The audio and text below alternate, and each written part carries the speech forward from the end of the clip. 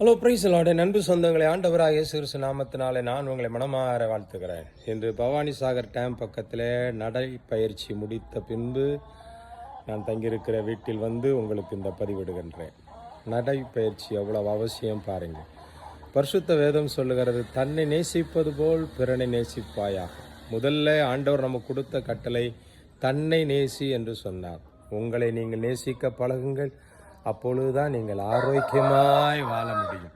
நம்முடைய முற்பிதாக்கள் எல்லாம் 120 வயது வரைக்கும் ஆரோக்கியமாய் வாழ்ந்திருக்கிறார்கள். அதற்கு காரணம் நடைப்பயிற்சியும் உணவு பழக்கங்களும்.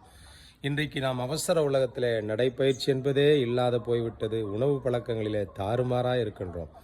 ஆதலால் நீங்கள் ஆரோக்கியமாய் வாழ்வதற்கு தேவன் விரும்புகிறார். ஆதலால் என் அன்புக்குரியவர்களே, அனுதினமும் நடைப்பயிற்சியிலே கவனம் செலுத்துங்கள், உணவு பழக்கத்திலே கவனம் செலுத்துங்கள். நீங்களும் தீர்க்காயுசாய் வாழ நான் உங்களை மனமாற வாழ்த்துகிறேன்.